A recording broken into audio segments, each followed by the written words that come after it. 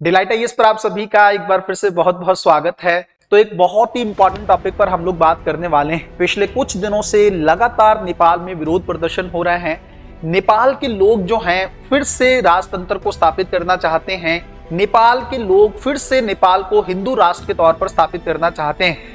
क्या ऐसा आखिर घटित हुआ है कि पिछले 17 सालों में नेपाल में जो है लगभग 13 सरकारें बदल चुकी हैं, फिर भी नेपाल का जो संविधान है सही तरीके से क्रियान्वित नहीं हो पा रहा है। पूरे मैटर को जानने का प्रयास करेंगे और यह भी जानने की कोशिश करेंगे कि भारत सरकार की इस पूरे मैटर में किस तरह की भूमिका है और भारत सरकार खुद क्या चाहती है कि नेपाल की जो सत्ता है वो किस तरीके से अब आगे बढ़नी चाहिए। सबसे पहले थोड़ा सा बैकग्राउंड को जानने का प्रयास करते हैं।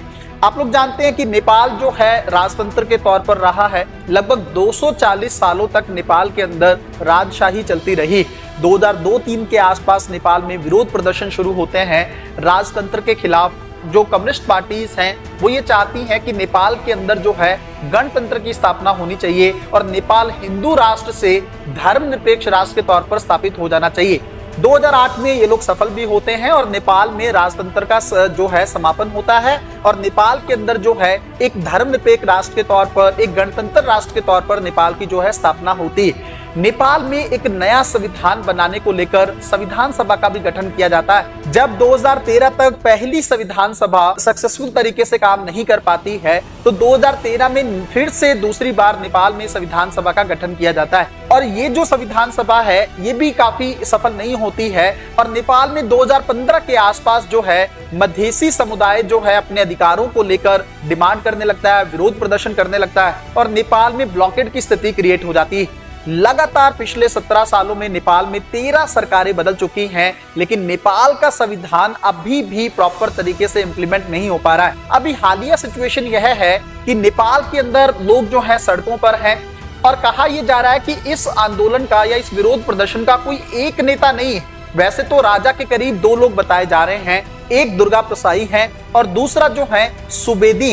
ये दोनों नेता जो हैं राजा के काफी क्लोज माने जा रहे हैं और चाहते हैं कि जो है नेपाल में फिर से ज्ञानेंद्र शाह है उनका शासन जो है एस्टेब्लिश हो जाना चाहिए। नेपाल में इतना मैटर बढ़ गया था, अभी विरोध प्रदर्शन इतना ज्यादा बढ़ गया था कि नेपाल की सरकार को, सेना तक को भी सड़कों पर उतारना पड़ा था।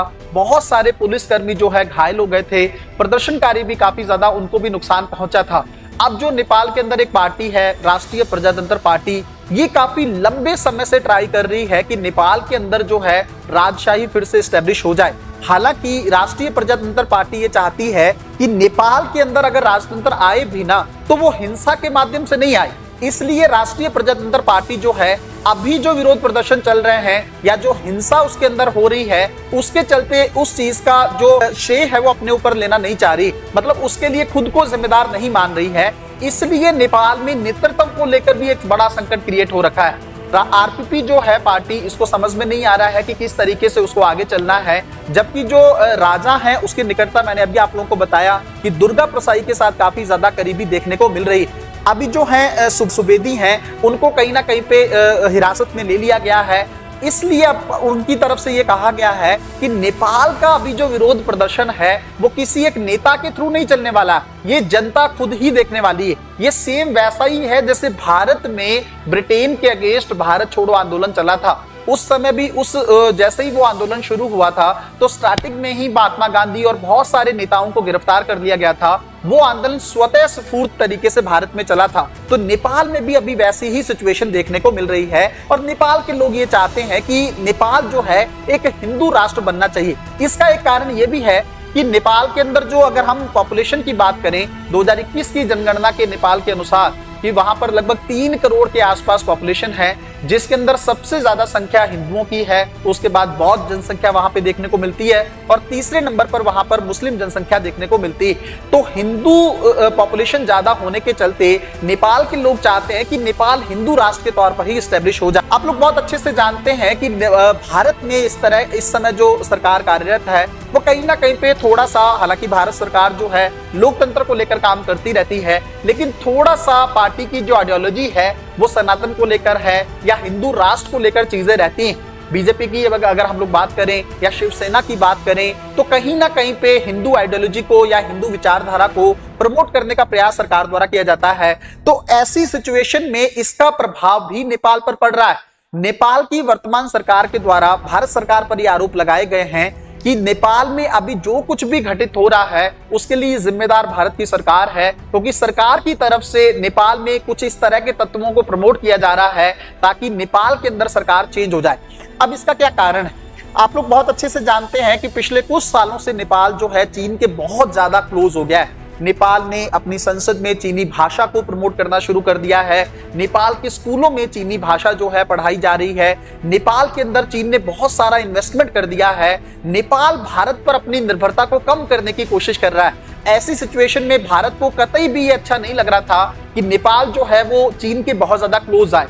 हालांकि भारत सरकार की तरफ से अभी ऐसा कुछ किया नहीं गया है, अंदर की बात तो सरकार ही ज्यादा अच्छे से बता सकती है, लेकिन कहीं ना कहीं पे मुझे ऐसा लगता है भारत इस तरह का देश नहीं है जो पड़ोसी देशों के हितों में बहुत ज्यादा जो है दखलंदाजी करे या पड़ोसियों के जो आंतरिक मैटर हैं उनके अंदर भारत ज्यादा दखल दे। हाँ, भारत ये जरूर चाहता है कि नेपाल हो या जितने भी अन्य पड़ोसी भारत के हैं उसके ऊपर से चीन का बहुत ज्यादा प्रभाव ना रहे, लेकिन इसके लिए भारत किसी गलत रास्ते को नहीं अपनाता है। नेपाल जो है काफी ज्यादा क्लोज गया है चीन के, इसलिए नेपाल की सरकार को खुद ही डर लग रहा है कि भारत सरकार जो नेपाल में विरोध प्रदर्शन चल रहे हैं उसको प्रमोट कर रही है। नेपाल ने पिछले कुछ समय से मैंने आप लोगों को बताया था कि अपने नक्शे भी बदले। नेपाल ने काला पानी का क्षेत्र हो, लिम्पियाधुरा का क्षेत्र हो, जबकि इन क्षेत्रों पर भारत का कंट्रोल है, फिर भी उसने उन क्षेत्रों को अपने क्षेत्र में दिखाया है या ग्रेटर नेपाल के कॉन्सेप्ट को इंप्लीमेंट करने की कोशिश की, जो कि कहीं ना कहीं पे भारत के पॉइंट ऑफ व्यू से सही नहीं है।